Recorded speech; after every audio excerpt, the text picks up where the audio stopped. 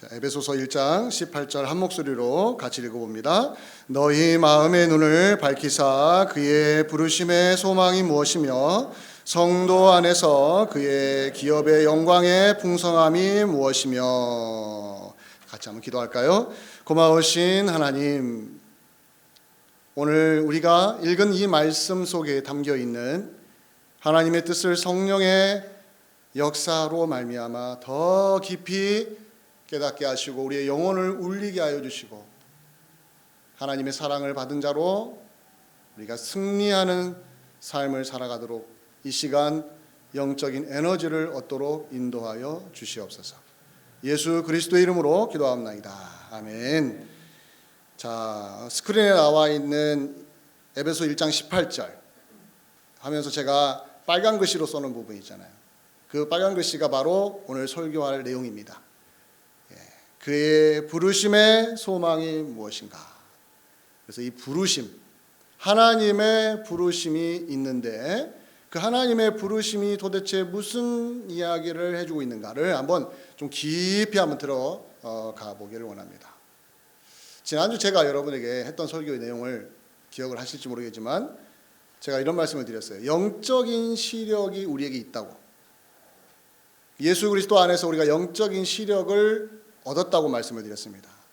그리고 그 영적인 시력이 계속해서 좋아져야 한다는 이야기를 오늘 우리 읽은 말씀 중에 너희 마음의 눈을 밝히사 이 부분을 통해서 확인을 했습니다.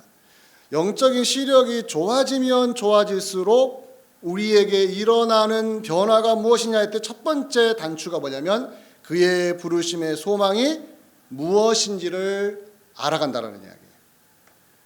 바울 사도가 에베소 교회 성도들에게 편지를 쓰면서 너희의 영적인 눈이 밝아지기를 위해서 내가 기도한다. 이유가 뭐냐면, 목적이 뭐냐면 이것이 생기면, 이렇게 영적인 시력이 좋아지면 여러분들이 무엇을 보게 되냐면 하나님의 부르심의 소망이 무엇인지를 마치 내 눈앞에서 보듯이 볼 수 있다라는 이 축복을 약속을 해준 거예요. 따라서 여러분과 저는 오늘 이 시간을 통해서 이 우리의 영적인 시력이 좋아졌을 때 우리가 보게 되는 이 부르심의 소망, 이 부르심의 소망이 도대체 무언가, 이것을 한번 살펴볼 텐데 편의상 두 가지 관점으로 나누어서 설명을 좀 드립니다. 자, 한쪽은 뭐냐면 하나님의 입장에서 부르심을 보는 거예요. 하나님 입장에서. 그럼 다른 하나는요, 우리의 입장에서 부르심을 보는 거죠. 하나님이 우리를 부르셨어요. 하나님은 계속해서 우리를 부르십니다. 그리고 하나님은 지금도 죄인들을 부르셔서 구원하십니다. 이건 확실합니다. 물어볼게요. 하나님이 여러분을 부르셨습니까? 이 부분이 확실해져야 돼요.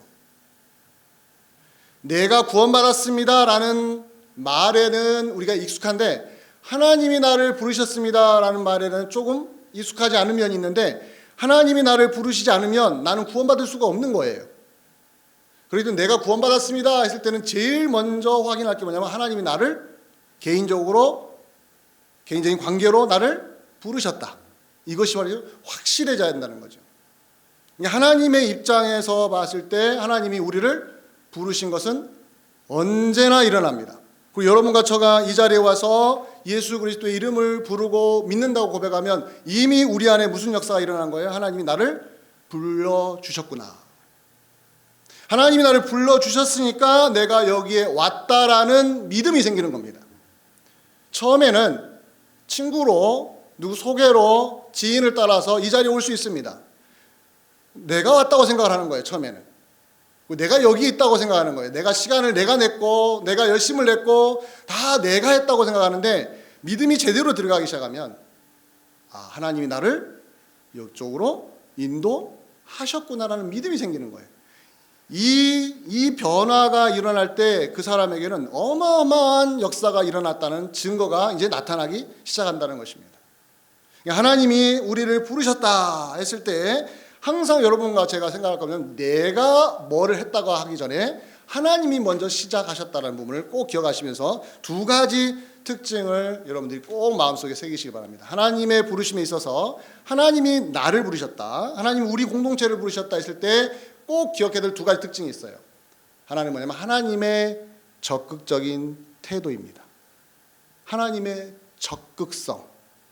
적극적으로 하나님이 행동으로 나타내셨다라는 것을 뭐로 표현하냐면 하나님의 부르심으로 표현하는 거예요.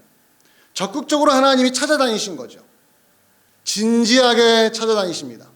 그리고 하나님은 꼭 그것을 이루시려고 아주 작정을 하시고 움직이십니다. 그런 면에서 여러분과 제가 하나님의 부르심을 기억할 때 꼭 기억하는 것은 뭐냐면 하나님이 움직이시는구나. 하나님이 적극적으로 행동으로 나타내시는구나 라는 걸 확인하면서 이런 쪽으로 한번 생각을 해보시기 바랍니다. 자녀를 잃어버린 부모의 심정을 한번 여러분 생각을 해보시기 바랍니다. 하나님이 우리를 향하여 적극적인 행동을 취하실 때, 우리를 부르실 때 그 부르심을 여러분과 제가 어느 쪽으로 생각하면 더 깊이 이해가 되냐면 잃어버린 자녀를 찾고 있는 부모의 마음. 한번 생각을 해보세요. 제가 예전에 한번 그런 예를 들었잖아요. 꽤 좀 오래전인데 제 아들 녀석이 저하고 아내하고 아들 녀석하고 운동하고 쫙 왔는데 아들이 먼저 앞으로 쫙 달려간 다음에 사라져버린 거예요. 그때 한번 말씀드렸을 거예요. 아유, 미국 와서 처음으로 그런 일 당했는데 도대체 어디 있는지 모르겠어요. 그때 자전거 타고 혼자 돌아다녔는데 제가 그때 그 차를 몰고 막 동네를 여기저기 이잡듯이 뒤졌습니다. 못 찾겠는 거예요. 창문을 열고 막 이름을 불렀어요. 창피한지도 모르고 막 이름 불렀어요. 한국말로 막 이름 불렀어요. 여기는 순간 잃어버리면요, 그 아이 못 찾을 수가 있어요. 잃어버린 자녀를 찾는 부모의 마음은 애달퍼요. 간절해요. 그리고 주변 눈치를 보지 않아요. 그리고 그 자녀를 찾을 때까지는 어떻습니까? 그 마음을 놓을 수가 없습니다. 바로 이것을 예수님이 적절한 비유로 설명하셨는데 잃은 양 비유로 설명하셨어요. 잃은 양 비유로. 누가복음 15장에 보면 잃은 양 비유가 맨 먼저 나오는데 그 내용이 뭐냐면 목자가 양 100마리를 목양을 했는데 들에 데리고 가서 뭐 풀을 뜯게 하고 마음껏 운동하게 했습니다. 근데 어느 순간 이제 집에 가게 되어서 뭐 그 양의 숫자를 딱 세는데 한 마리가 없는 거예요. 분명히 100마리를 데려왔는데 한 번 세고 99마리, 두 번 세도 99마리, 세 번 세도 99마리인 거예요. 여러분이 그 목자라고 한다면 어떻게 하시겠습니까? 한번 생각해 보세요. 얘가 혼자 어디 가다가 낭떠러리에 떨어졌거나 아니면 늑대한테 이리한테 잡아먹혔겠지. 나에게는 99마리가 있으니까 이 99마리 지키자 하고 99마리만 데리고 집으로 간다고 해서 누가 뭐라고 합니까? 그 목자를 비난하겠습니까? 99마리는 지켜야 되잖아요. 근데 그 비유의 핵심이 뭔지 아십니까? 그 99마리를 들에다가 놓아버린 거예요. 위험한 곳이잖아요. 근데 그 들에다가 99마리를 놓고 잃어버린 한 마리 양을 찾아서 그 산 전체를 뒤지기 시작합니다. 목자로서는 매우 위험한 행동을 한 거예요. 그러면 한 마리 찾아 돌아오면 99마리 중에 한 마리 다른 양들은 어디로 도망갈 수 있는지 우리가 충분히 알 수 있잖아요. 얼마든지 도망갈 수 있어요. 또 그 사이에 늑대가 와가지고 잡아먹을 수도 있잖아요. 그럼에도 불구하고 99마리를 들에다 놓고 안전하지도 않는 들에 놓고 그 잃어버린 한 마리를 찾기 위하여 온 산과 들을 다 뒤진단 말이에요. 잃은 양을 찾을 때까지 그 목자가 취한 행동이 뭐였습니까? 절대로 쉬지 않았습니다. 그리고 멈추지도 않았습니다. 적극적으로 찾아다녔습니다. 그리고 그 양을 이름을 불러가면서 아마 찾을 수도 있었을 거예요. 바로 그 부분입니다. 예수님이 왜 그 비유를 말씀하셨냐면 하나님의 마음이 그렇다는 거예요. 하나님이 우리를 부르실 때에 하나님은 이런 심정으로 우리를 부르고 계시다라는 거예요. 아무 생각 없이 한번 불러보는다거나 그냥 지나가다가 한번 불러보는 정도가 아니라 이렇게 잃어버린 양, 잃은 양을 찾으러 끝까지 그 찾을 때까지 멈추지 않고 적극적으로 행동을 취하는 그 목자의 그 울부짖음으로 하나님이 지금도 죄인들을 부르고 계신다는 겁니다. 그 부르심을 받은 자가 여러분과 저라는 거예요. 여기까지 와야 됩니다. 객관적으로 하나님이 그냥 부르고 계시구나, 그렇게 아주 감동적으로 부르시는구나, 이렇게까지만 가면은 아직은 나의 이야기가 아닌 것이죠. 근데 그 잃은 양이 누구라는 거예요? 나라는 거예요. 여러분이라는 거예요. 거기까지 우리가 진짜 믿음으로 와닿으면 나와 하나님과의 관계가 얼마나 놀랍고도 기가 막힌 관계인지를 우리가 새삼스럽게 느낀다는 것입니다. 여러분들이 특별히 한 주 동안 생활하면서 세상사에 찌들고 직장에서 찌들고 인간관계에서 힘들고 막 내 마음이 침체가 되고 영적으로 다운이 되고 기도가 안 되고 막 이럴 때 있잖아요. 이럴 때 여러분이 꼭 묵상해야 될 점이 뭔지 아십니까? 하나님이 이렇게 나를 부르셨다라는 거예요.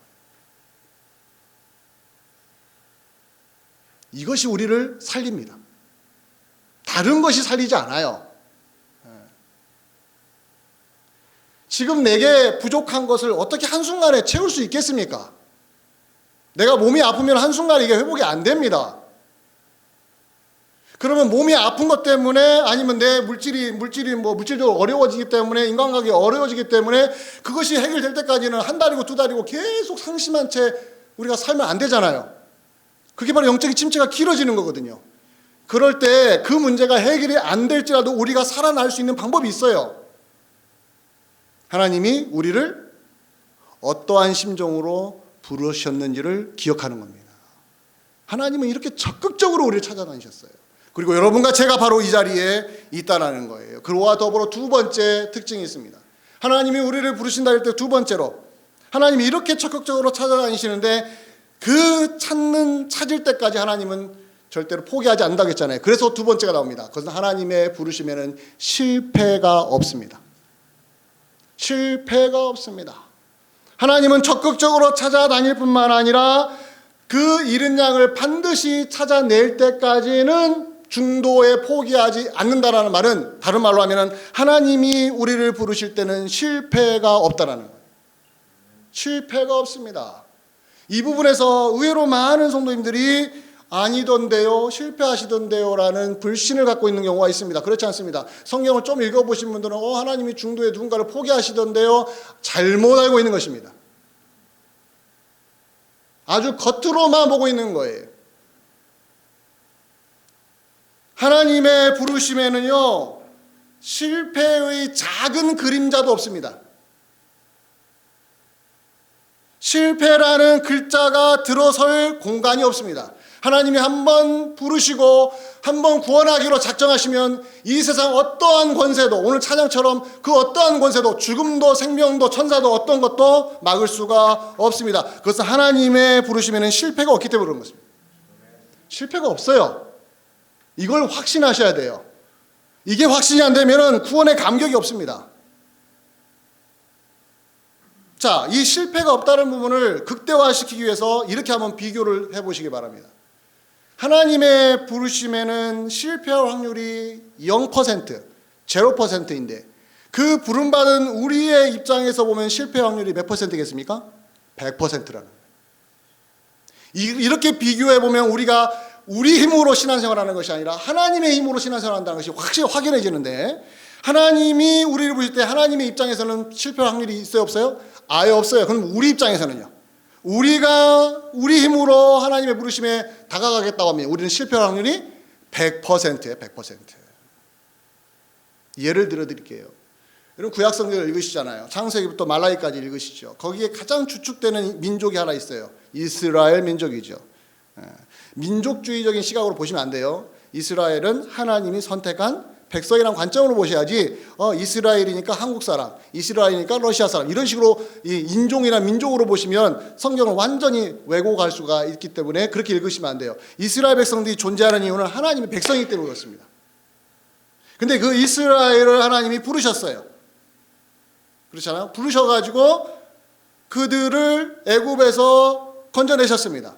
그리고 광야를 통과하게 했어요. 40년 동안. 그리고 광야를 지나서 어디로 들어왔습니까? 약속의 땅인 가나안 땅에 들어갔지 않습니까? 근데 그 과정에서 가만히 보세요. 하나님이 부르셔서 이스라엘 백성들을 애굽에서 건져내시고 홍해도 건너게 하시고 광야 40년 동안 살게 하시고 가나안 땅에까지 들어가게 하시고 그 모든 과정에서 하나님의 입장에서 보면 하나님은 실패한 적이 없습니다. 그런데 이스라엘을 보세요. 매번 실패했습니다.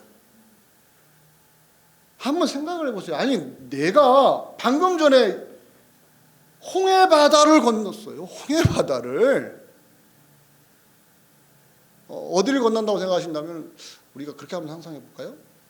여기 그 샌프란시스코 넘어가는 배 있잖아요. 그 다리 있잖아요. 저 갑자기 생각나는데 그 다리 건너는데 그 다리가 없어져 가지고 하나님이 그 물을 쫙 갈라지게 가지고 그걸 건넌다고 생각해 보세요. 상상이 안 되죠. 근데 그것을 이스라엘이 경험한 거예요. 육지처럼 그 바다를 지나갔어요. 그랬으면 이 경험을 하고 나면은 그 건너가고 나서 광야에서 뭔가 좀 부족하고 힘든 일이 있어도 어떻게 하겠습니까? 우리 같으면요. 이 정도쯤이야. 내가 홍해를 건넌 사람인데 하나님이 이렇게까지 역사하셨는데 아니 물이 좀 없다고 해서 음식이 좀 없다고 해서 고기가 좀 부족하다고 해서 왜 짜증을 내겠어? 라는 게 일반적인 상식이죠. 설사 신앙이 없다 하더라도 양심이 있다면 적어도 그렇게 어마어마한 기적을 체험했는데 이게 좀 부족하다고 해서 하나님을 향하여 막 그냥 공격하겠습니까? 그런데 이스라엘은 어떻습니까? 통과 한 열흘도 안 지나서 물이 딱 떨어지니까 물이 없다고 모세를 잡아먹으려고 하고 하나님을 어마어마하게 원망을 했어요. 도대체 이 사람들이 누군지를 모르겠는 거예요. 어쩌면 이렇게 좀 속된 말로 화장실 들어갈 때 나올 때 이렇게 다르죠? 왜 인간이 이 정도밖에 안 돼요? 또 음식이 없다고 얼마나 뭐라겠습니까? 또 음식을 갖다 줬더니 음식을 막 줬더니 뭐래요? 고기가 없다고 또 난리치고. 그 다음에 40년을 지나고 나서 그들이 이제 가나안 땅으로 들어갔습니다. 가나안 땅으로 들어가고 나서도 어떻습니까? 하나님이 정복하라고 하는 것은 정복하지 않고 타협을 계속하고 가나안 족속들을 다 몰아내겠더니 아니요 이들하고 같이 살래요 하고 그들을 그대로 안에 살게 내버려 두는 바람에 그들이 뭐가 됐어요? 이스라엘의 올무가 됐다고 하잖아요. 가시가 됐다고 하잖아요.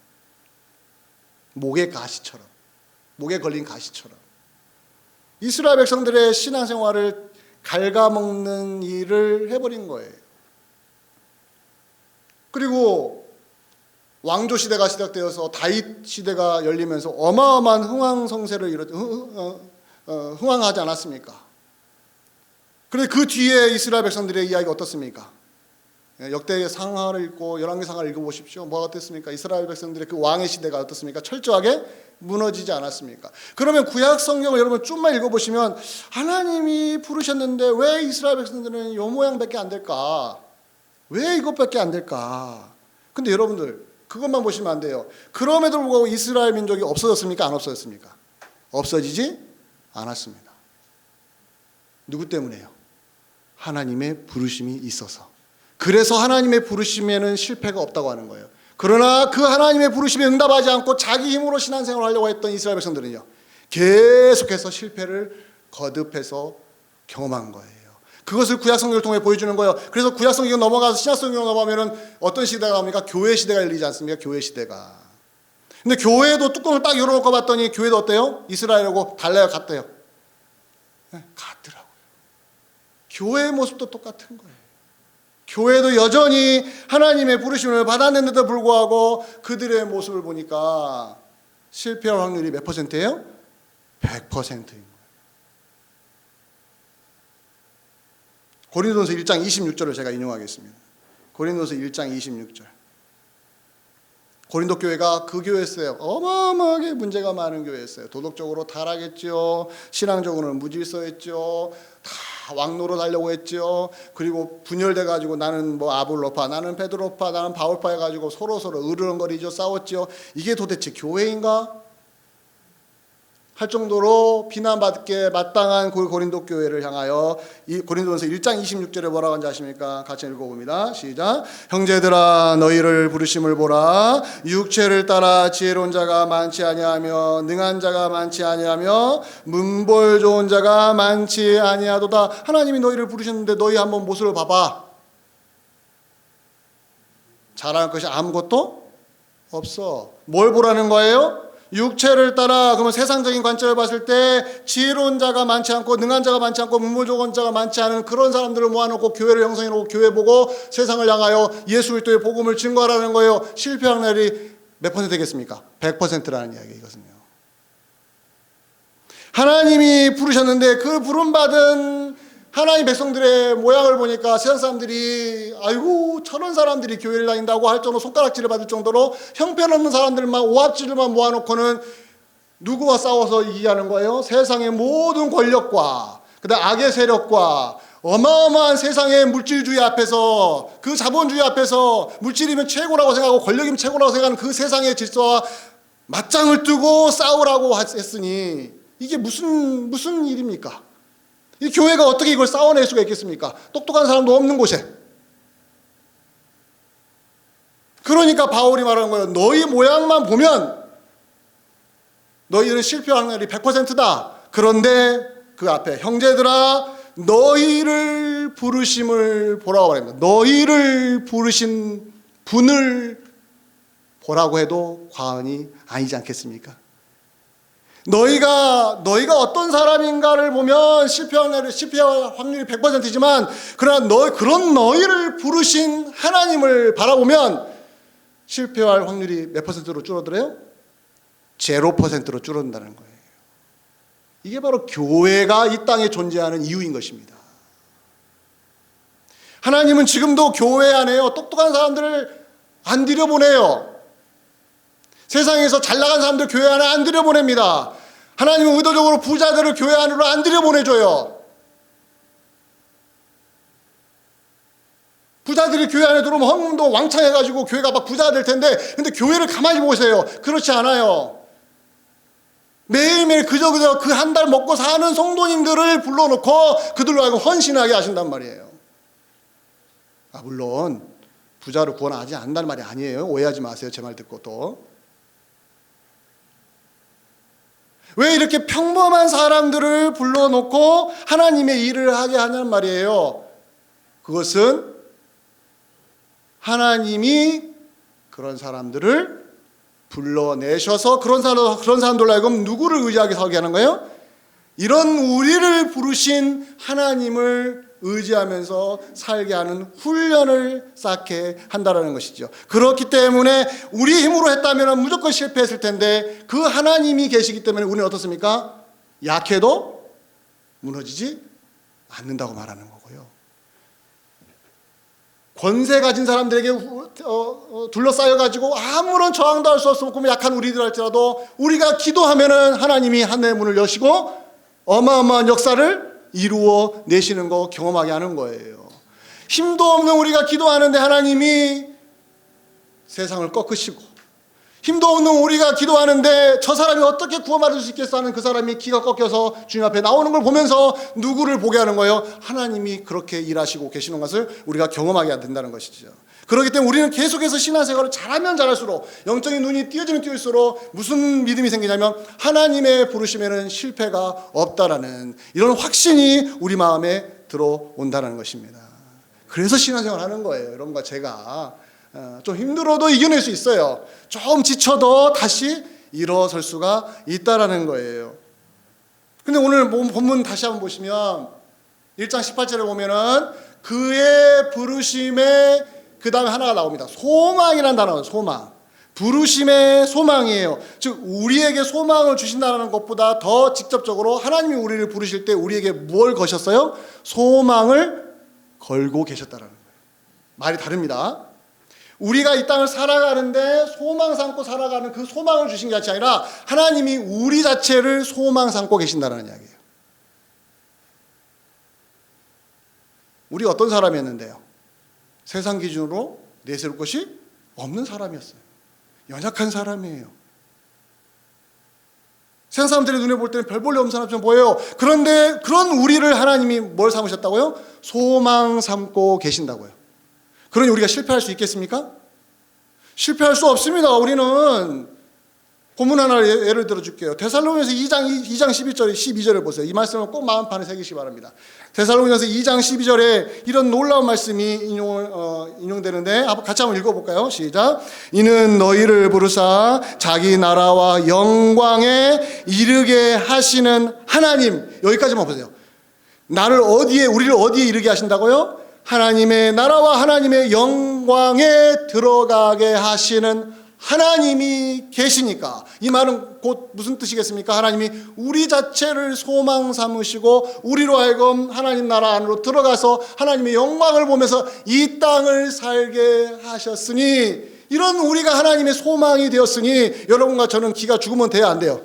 기가 죽으면 안 된다는 거예요. 기가 죽으면 좀 물질이 좀 부족하다고 기가 죽지 마세요.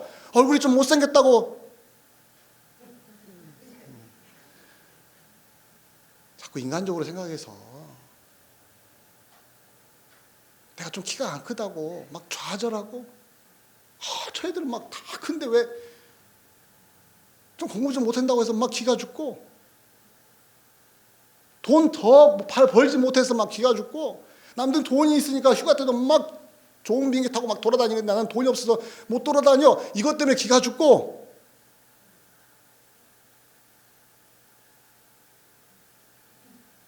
하나님의 나라의 영광을 맛보게 하려고 우리를 소망 삼으셨는데, 우리의 소망을 어디다 두는 거예요? 하나님 나라가 아니라 세상 나라에다가 두었으니 끊임없이 우리는 좌절하고 실망하고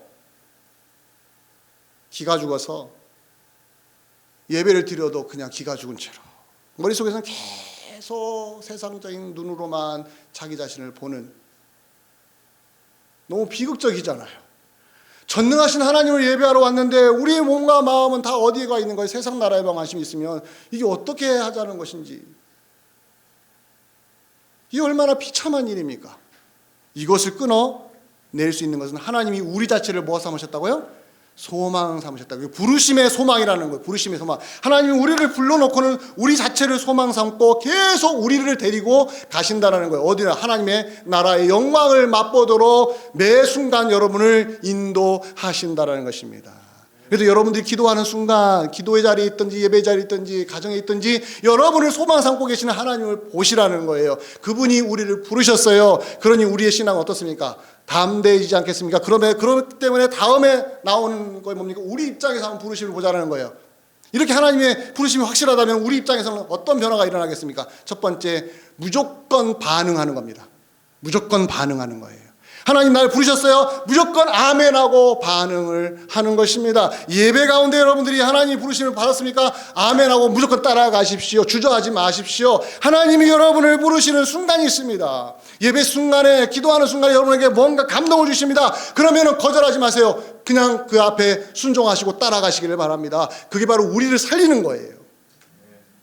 하나님의 부르심에 대한 확신이 부족하니까 하나님 분명히 부르고 계시는데 자꾸 계산하고 있는 거예요. 내 마음속에서 계산하고 있는 거예요. 이거 했다가 내가 시간도 쫓기고 물질도 손해보고, 자꾸 주판을 굴리다가 뭐 해버리는 거예요? 하나님의 부르심이 다 사라져버리는 거예요. 그러면 그 하나님의 부르심 앞에 내가 적극적으로 응답을 했을 때 그 뒤에 펼쳐질 그 아름다운 하나님 나라의 영광의 그 영광스러움을 체험할 수 있는 기회를 내가 잃어버려, 안 잃어버려? 다 잃어버리고는 뭐 하고 있는 거예요? 정말 아름다운 바다를 보게 하시려고 하나님의 그 역사를 놓고는 뭐합니까? 물줄기, 조그만 하나의 물줄기를 놓고 여기서 맞장구 치면서 놀고 있는 거예요. 이게 얼마나 불쌍한 존재입니까? 하나님은 우리를 부르셔놓고 그냥 방목하듯이 그냥 내버려 두신 분이 아니에요. 여러분과 저를 하나님 나라의 영광의 자리에 들어가게 해서 그 영광을 보게 하신단 말이에요. 그렇기 때문에 우리로 하여금 응답하라고 계속해서 부르고 계시다는 거예요. 따라서 여러분과 저가 반드시 취해야 될 행동이 뭡니까? 그 부르심에 우리는 무조건 빨리 응답할수록 좋다는 거예요. 그러면 그 응답할 수 있는 통로가 뭐겠습니까? 말씀과 기도라는 거예요. 성경이 왜 이렇게 말씀을 강조하고 기도를 강조하느냐? 말씀과 기도가 하나님이 우리를 부르신 통로일 뿐만 아니라 우리가 하나님께로 응답하는 좋은 통로가 된다는 거예요. 그래서 말씀이 들려졌을 때 내 마음에 뭔가 감동이 일어나잖아요. 그러면 즉각 반응을 하시기를 바랍니다. 반응해서 손해볼 거 없어요. 제발. 우리 얄팍한 주판을 굴리지 마시고 하나님의 계산을 여러분들 마음판에 새기셔서 하나님께 한번 응답을 해보시길 바랍니다. 하나님 어떻게 역사하시는가. 그 다음에 말을 하세요. 아예 발도 안 들여놓고 함부로 앉아가지고 판단하지 마시고 하나님의 그 영광스러운 거 안에 들어가 보지 않고는 내가 다 아는 채 하는 거예요. 그래서 제가 이런 말 했잖아요. 시골에 사는 사람이 서울에 한 번도 안 올라간 사람하고 한 번 올라간 사람하고 누가 싸우면 누가 이긴다고요? 이건 맨날 해도 먹히는 이야기예요. 하나님 나라의 영광으로 우리를 부르셨는데 응답 안 해놓고는 내가 성경을 많이 안다. 성경 이야기 내가 잘 알아. 그거 알아. 안 가봐도 뻔히 알아. 얼마나 불쌍한 성도입니까? 얼마나 불쌍해요. 그러니까 자기 힘으로 살동 사는 거예요. 뭐 혹시라도 10만 원 잃어버릴까 봐 100불 잃어버릴까 봐 막 노심초사하고 100불만 잃으면 막 세상 무너진 것처럼 좀만 뭔가 안 풀리면 막 정신을 못 차리는 거예요. 하나님 앞에 안 나와봤거든요. 하나님의 부르심에 응답을 안 해봤거든요. 끊임없이 자기가 다 컨트롤하고 자기가 인생을 자기 컨트롤하고 다 주판을 굴려서 자기 계획을 짰기 때문에 하나님의 부르심에 응답을 안 해본 거예요. 물질을 손해보면서 한번 응답해보고 시간을 희생해보면서 한번 응답을 해보면 그 새로운 영역으로 내가 들어갔을 때 어떻습니까? 하나님이 어마어마하게 내 영혼을 채우신다는 걸 경험하게 될 거 아니겠습니까? 그러면 이제 경험한 사람과 경험하지 않은 사람은 이제 확연히 차이가 나는 거예요. 그러면 예배를 드려보면 아는 거예요. 말씀을 들어보는 모습을 보면 아는 거예요. 기도하는 모습을 보면 아는 거예요. 하나님의 부르심의 응답을 잘하는 성도인가 아닌가가 드러나기 시작하는 거예요. 당연하지 않겠습니까? 여러분 자식을 키워보세요. 엄마 말에 무조건 노하는 애하고 엄마 말에 무조건 예스하는 애하고 태도가 어떻게 다른가? 아들아 딱 부르면 어떻습니까? 응답 안 하는 애는요 벌써 태도가 어때요? 다들 쳐다보고 있잖아요. 응답하는 자식은요 다른 하고 있다가도 엄마가 부르면 네 하고 쳐다보잖아요. 아니 자기 자식을 기르면서도 아는데 어떻게 하나님 앞에서 우리가 눈 가리고 아웅하듯이 합니까? 하나님이 부르셨을 때 응답을 잘하는 성도는요 딱 태도 보면 아는 거예요. 말씀을 들어보면 아는 거예요. 기도하면 알아보는 거예요. 딱 아는 거지요. 즉각 나타냅니다. 근데 응답하지 않은 사람은요 꼭 부를 때만 딴짓합니다. 딴 데서 다 봅니다. 이게 바로 우리가 응답을 평소에 어떻게 적극적으로 취하느냐에 따라서 우리 신앙의 간격이 확 생겨버린다는 거예요. 그리고 두 번째, 이렇게 응답이 즉각적으로 이루어지려면 여러분과 저가 꼭 갖고 있어야 될 하나의 마인드가 있어요. 그러면 소명의식입니다. 소명의식. 하나님이 나를 부르셨어. 이게 바로 소명의식이거든요. 이 소명의식을 여러분 극대화시키길 바랍니다. 극대화시키길. 말씀으로 여러분들 말씀을 드립니다. 자, 바울이 그런 사람인데 고린도전서 15장 10절 이 말씀으로 오늘 말씀을 맺기를 원합니다. 자, 고린도전서 15장 10절 바울에게 소명의식이 얼마나 대단했는가 이렇게 표현합니다.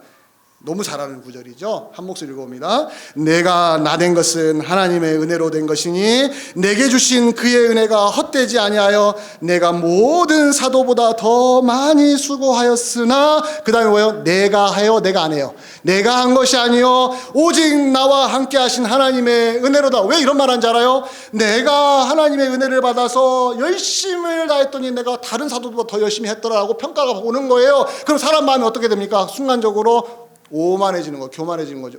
저 사도도 놀고 있네. 난 열심히 하고 있는데 비교의식하면서 우월감에 빠져버리는 거예요. 사람은요 그럴 수밖에 없어요.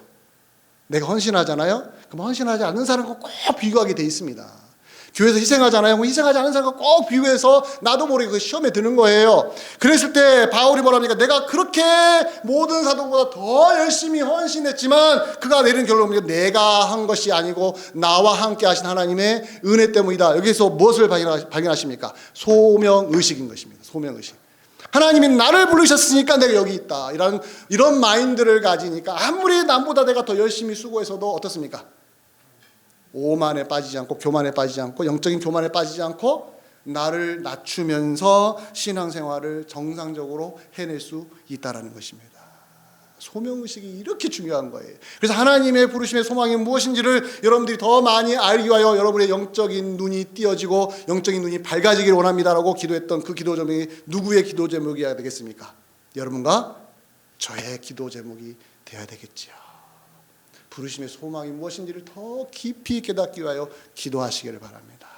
하나님이 우리를 부르셨어요. 실패하지 않습니다. 우리는 그 부르심에 즉각적으로 응답하려고 무던히 노력을 할 것입니다. 그런데 우리는 약하기 때문에 자꾸 흔들려요. 그러면 또 더 많이 헌신하는 우리의 모습을 보면서 와, 내가 정말 헌신하는구나. 근데 또 그 다음에 시험이 올 수가 있어요. 왜 남과 비교하면서 내가 시험이 올 수 있어요. 그럴 때 나를 탁 끊어내는 거예요. 아니야. 내가 잘한 게 아니야. 나와 함께한 하나님의 은혜가 있었으니까. 소명의식을 다시 한번 불러일으키면서 어떻습니까?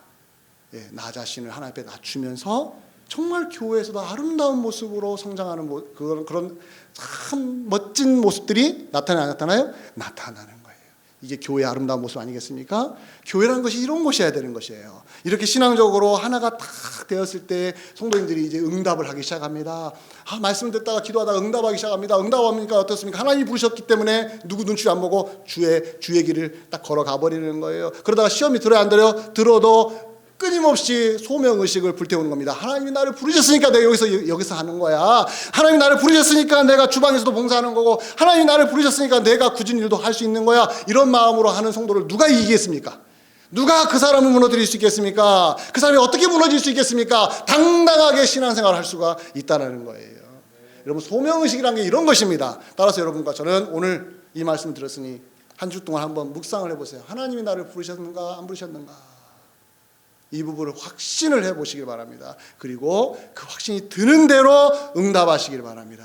그 소명의식이 여러분들을 살릴 것입니다. 그 소명의식이 여러분하고 하나님 앞에 헌신하게 만들 거예요. 그 소명의식이 세상을 이길 수 있도록 오늘도 역사하실 것입니다. 기도하겠습니다.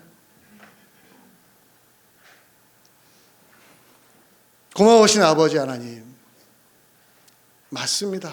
하나님이 우리를 부르셨습니다. 내가 하나님을 부른 것 같은데 아니요, 하나님이 먼저 우리를 부르셨습니다. 그런데 그 하나님의 부르심에는 후회가 없으십니다. 실패가 없습니다. 하나님은 적극적으로 우리를 부르고 계십니다. 그러니 우리도 응답하게 하옵소서. 말씀 듣는 가운데 응답하게 하소서. 기도하는 가운데 응답하게 하소서. 그리하여 소명의식이 불타오르게 하여 주셔서 주의 일이라면 뛰어들고 그 하나님 나라의 영광을 맛보게 하여 주시옵소서. 세상이 줄 수 없는 그 영광스러움을 우리가 체험하는 가운데 주님이여, 믿는 것이 이렇게 행복한 것이라는 것을 깊이 깨닫고 살게 하여 주시옵소서. 예수님의 이름으로 기도하옵나이다. 아멘.